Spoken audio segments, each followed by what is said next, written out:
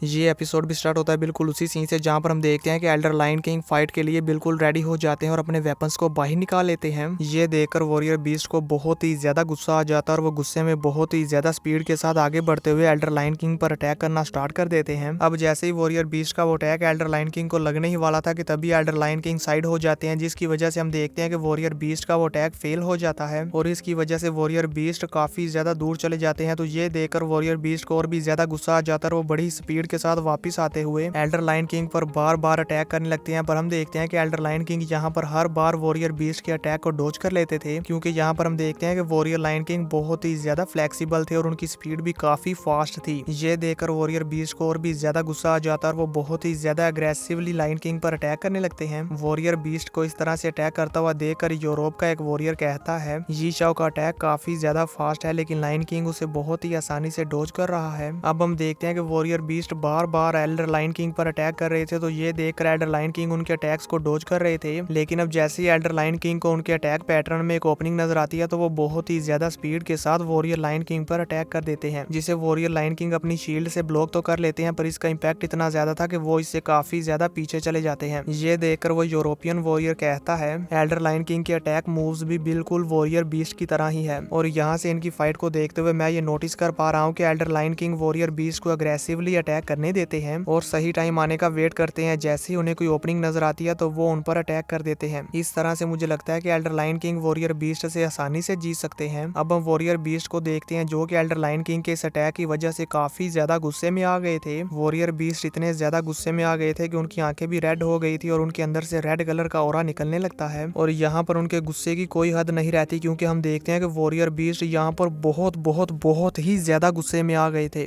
आप सभी लोग स्क्रीन पर देख ही सकते हैं कि वॉरियर बीस्ट गुस्से में किस तरह से एक्ट कर रहे थे, बिल्कुल एक मॉन्स्टर की तरह। और अब उनकी बॉडी से बहुत ही ज्यादा हाई रेड ऑरा निकलने लगता है जो कि उनके चारों तरफ फैल जाता है। वॉरियर बीस्ट को इस तरह से गुस्से में पागल होता हुआ देखकर और उनके अंदर से इतना ज्यादा रेड ऑरा निकलते हुए देखकर यूरोपियन वॉरियर काफी ज्यादा शॉक हो जाता है और कहता है ये तो वॉरियर बीस्ट का फॉरबिडन मूव है, जिसे यूज करने से इनकी फिजिकल स्ट्रेंथ बहुत ही ज्यादा मैक्सिमाइज हो जाती है, पर इसकी वजह से इन्हें काफी ज्यादा इंटरनल डैमेज भी मिलता है, क्योंकि इससे इनकी लाइफ सैक्रिफाइस हो रही होती है। अब हम वॉरियर बीस्ट को देखते हैं जो कि गुस्से में बिल्कुल पागल हो चुके थे और बहुत ही ज्यादा स्पीड के साथ मॉन्स्टर की तरह भागते हुए एल्डर लायन किंग की तरफ जाने लगते हैं और फिर उनके पास जाकर जंप करते हुए उन पर अटैक कर देते हैं। पर हम देखते हैं कि यहाँ पर एल्डर लायन किंग भी पीछे की तरफ जंप कर जाते हैं और उनके इस अटैक को डॉज कर लेते हैं। ये देखकर वॉरियर बीस्ट जल्दी से अपने अटैक की डायरेक्शन को बदल देते हैं और एल्डर लायन किंग को संभलने का मौका भी नहीं देते और उन पर एक बहुत ही ज्यादा जानलेवा अटैक कर देते हैं, जिसकी वजह से एल्डर लायन किंग भी दूर जाकर चट्टान में लगते हैं। इसके बावजूद भी वॉरियर बीस्ट नहीं रुकते और आगे बढ़कर एल्डर लायन किंग पर अटैक करने लगते हैं। तो ये देखकर एल्डर लायन किंग जल्दी से उनके अटैक्स को डॉज करने लगते हैं, पर वो इनके अटैक्स को ज्यादा देर तक डॉज नहीं कर पाते, क्योंकि यहाँ पर वॉरियर बीस्ट की स्पीड काफी ज्यादा बढ़ गई है। एल्डर लायन किंग अभी वॉरियर बीस्ट के अटैक को डॉज करके खड़े ही हुए थे कि तभी अचानक से वॉरियर बीस्ट बहुत ही ज्यादा स्पीड के साथ आता है और एल्डर लायन किंग के पेट में एक जोरदार पंच दे मारता है। इस पंच की पावर इतनी ज्यादा थी कि एल्डर लायन किंग अपने आप को संभाल ही नहीं पाते और हवा में फ्लाई करके दूर जाने लगते हैं। तभी वॉरियर बीस्ट स्पीड के साथ आगे बढ़ते हैं और एल्डर लायन किंग के पांव को पकड़कर उन्हें जोर के साथ जमीन पर दे मारते हैं। पर यहाँ पर एल्डर लायन किंग जल्दी से अपने दूसरे पांव को यूज करते हुए अपने आप को वॉरियर बीस्ट से आजाद करवा लेते हैं और वहां से बचकर भागने लगते हैं। लेकिन वॉरियर बीस्ट उनका पीछा नहीं छोड़ता और बहुत ही ज्यादा स्पीड के साथ उनके पीछे जाकर उन पर अटैक करने लगता है। यहाँ पर हम देखते हैं कि एल्डर लायन किंग की स्पीड काफी ज्यादा थी, इसलिए वो उनके अटैक्स को डॉज कर पा रहे थे, पर वो बहुत ही मुश्किल से वॉरियर बीस्ट के अटैक को डॉज कर रहे थे। पर वो ज्यादा देर तक वॉरियर बीस्ट के अटैक को डॉज नहीं कर पाते, क्योंकि यहाँ पर हम देखते हैं कि warrior beast elder lion king पर एक अटैक करता है तो वहीं दूसरी तरफ उन्होंने अपना दूसरा पंच पहले ही रेडी करके रखा हुआ था। जैसे ही elder lion king warrior beast के एक अटैक को डॉज करते हैं तो दूसरी तरफ से एक बहुत ही ज्यादा जोरदार पंच एल्डर लायन किंग के फेस पर दे मारते हैं और वॉरियर बीस्ट का ये पंच इतना ज्यादा पावरफुल था कि एल्डर लायन किंग दूर जाकर एक चट्टान में लगते हैं। तो दोस्तों आप यहाँ से ये अंदाजा लगा ही सकते हैं कि वॉरियर बीस्ट कितने ज्यादा पावरफुल है। जैसा हमने इनके बारे में सुना था ये वाकई ही बहुत ही ज्यादा टेरिफाइंग है। वॉरियर बीस्ट को इस तरह से लायन किंग को मारते हुए देखकर वो यूरोपियन वॉरियर कहता है यी शाओ का अटैक पहले से कई गुना ज्यादा फियर्स हो गया है, यानी कि बहुत ही ज्यादा टेरिफाइंग हो गया है। अब हम देखते हैं कि एल्डर लायन किंग अभी भी वॉरियर बीस्ट के अटैक की वजह से चट्टानों को तोड़ते हुए पीछे जा ही रहे थे कि तभी अचानक से वॉरियर बीस्ट बहुत ही ज्यादा स्पीड के साथ उनके पीछे चला जाता है और वहां पर वो अपने एक और अटैक को रेडी करने लगता है ताकि एल्डर लायन किंग की पीठ में वो एक और जोरदार अटैक कर सके। एल्डर लायन किंग भी वॉरियर बीस्ट को नोटिस कर लेते हैं और जल्दी से अपनी लेग्स को जमीन पर मारते हैं, जिसकी वजह से वो जंप कर जाते हैं। अभी elder lion king warrior beast के ऊपर से गुजर ही रहे थे कि तभी वॉरियर बीस्ट बहुत ही ज्यादा स्पीड के साथ अपने अटैक की डायरेक्शन को बदल देता है और अपना वो अटैक एल्डर लायन किंग के पेट में दे मारता है, जिसकी वजह से एल्डर लायन किंग को भी काफी ज्यादा इंजरी हो जाती है। अब हम देखते हैं कि वॉरियर बीस्ट के इस अटैक की वजह से एल्डर लायन किंग की हालत काफी ज्यादा खराब हो गई थी और उन्होंने अपने पेट को पकड़ा हुआ था, क्योंकि वॉरियर बीस्ट का ये पंच वाकई बहुत ही ज्यादा स्ट्रॉन्ग था। अब एल्डर लायन किंग इंजर्ड होने के बाद वॉरियर बीस्ट से कहते हैं,